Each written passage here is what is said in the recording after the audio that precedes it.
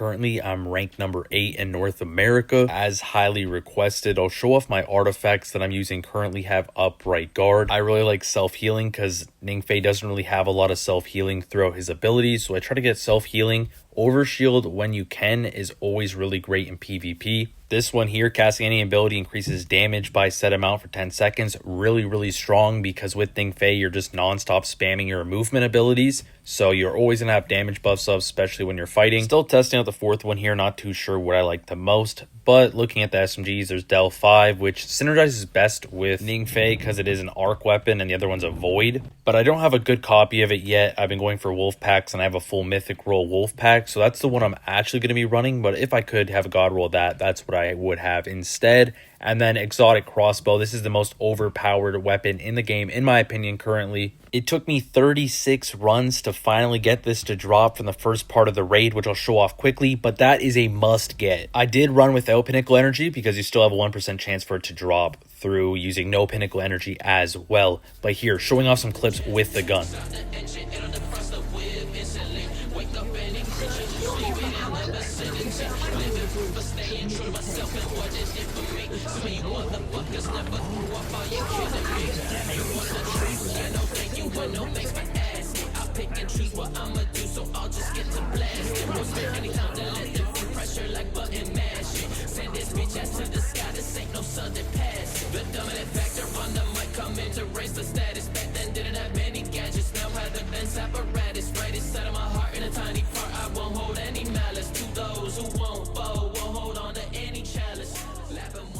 Alright, so a lot of people have been asking me like how to maximize data per game and stuff along those lines. I've got over 2,000 data collected in a single game with video proof. And off rip, what we do is immediately try to have our Ning phase lead. A lot of times we'll split up. Some will go left, some will go right, depending on the team buffs and stuff, because there's certain buffs that incentivize you to be in a team. So you do have to be very wary of the buffs. But essentially what we're doing off rip is we're killing a little bit of mobs to get our stacks up. Steady accumulation is one you're going to want to do as soon as possible, which is trading in 30 data, gives you a 4% damage buff, stacking 3 times. As well, if I end up killing a player, I get a 2% damage buff, and that stacks 3 times. So I can kill 3 players, wipe 1 squad, and I get 6% damage buff, plus that 14. That's 20% before I even leave this zone. When you first spawn in, it's your team and one other team on this map. So you can actually search for the other team as fast as possible and get an early lead, plus get your buffs. These right here, you want to make sure you're always doing these because these charge up your super, as well as sometimes giving you other buffs.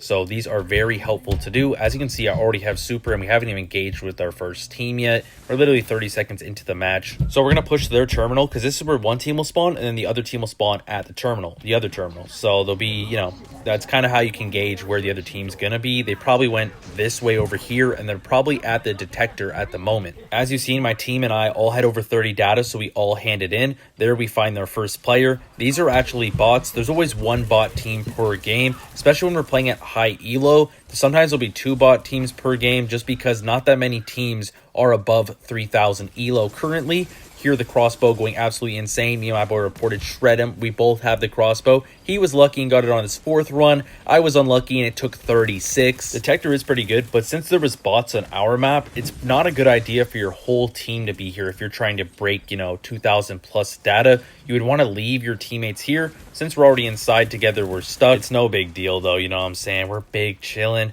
Get this data, easy claps. Other high elo teams will be trying to push us in this zone. As you see right here on screen, we have this is the top team, one of the best teams in the world, in North America at least, pushing in. We're able to dominate, clean them up. A lot of data able to be dropped here. Get the revive on my teammate. You want to make sure you're moving around, not standing still. The marksman's hit so hard in this data research area. Be very careful. If you are handsome and you know it, clap your hands. But it's time to dunk right now. You know what I'm saying? We got 100 data in our pockets. So we're going to try to get this dunk real quick before this other team pushes me. And I don't want to get sniped off of this and give them my data. So I'm able to get that off real quick. They're pushing in. Ning versus Ning type thing.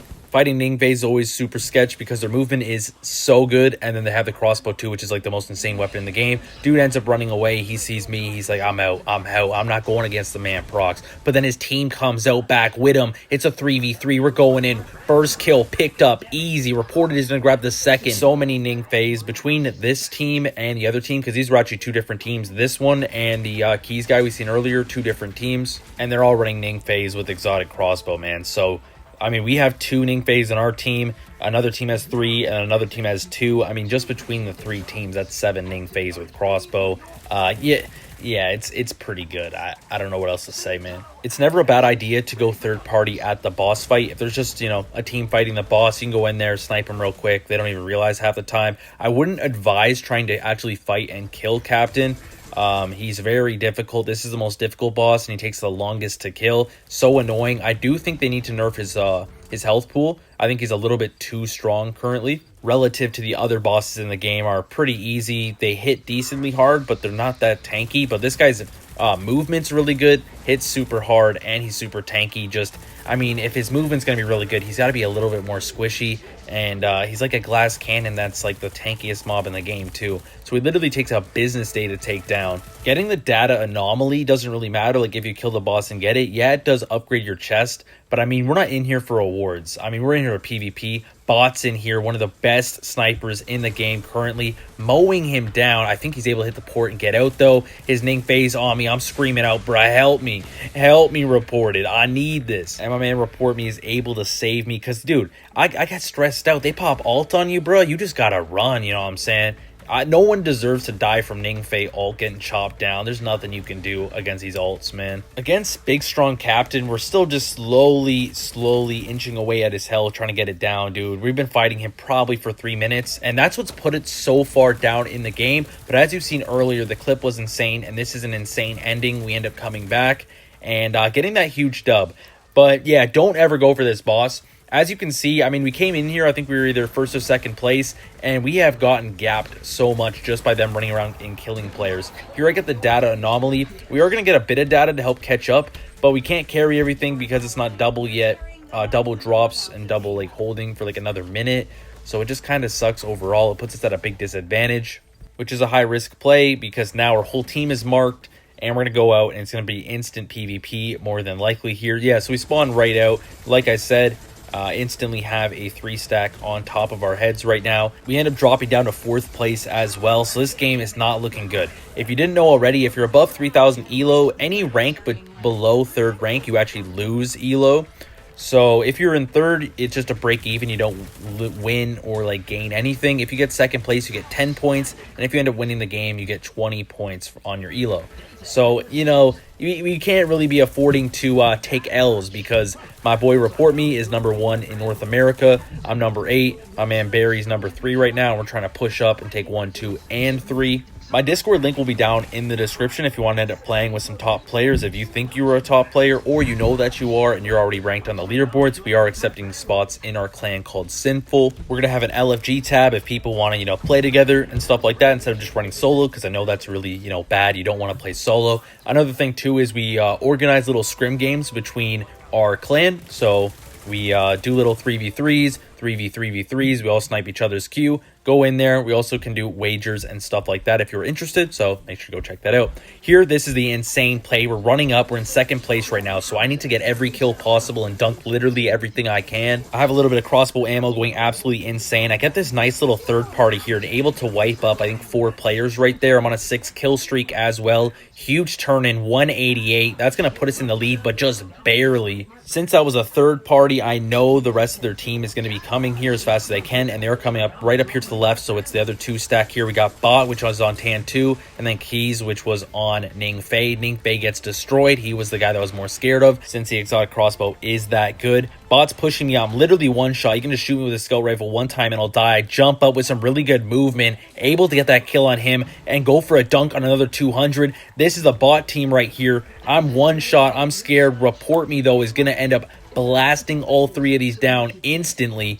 Able to grab this 200 dunk real quick, put us back into the lead. A big dunk right here with this little 3-stack. We got other players approaching as well, so we got to lock in. It's not looking too good. Keys has his exotic crossbow out. I get absolutely shredded by it, but Barry able to come in and save the day. What a guy, what a guy. But those are just the plays you're going to have to make at high elo. I actually end up getting MVP, as well as I'll show up the stats on screen here of the game. I had 765 data collected. They had combined 620. If we take a quick look at my cards, since you guys watched this far in the video, I'll bless you up, and I showed you my whole build on Ning. I hope you guys enjoy the content. Make sure to drop a like, subscribe if you are new, comment down below W, and I'll catch you guys in the next one. Peace out.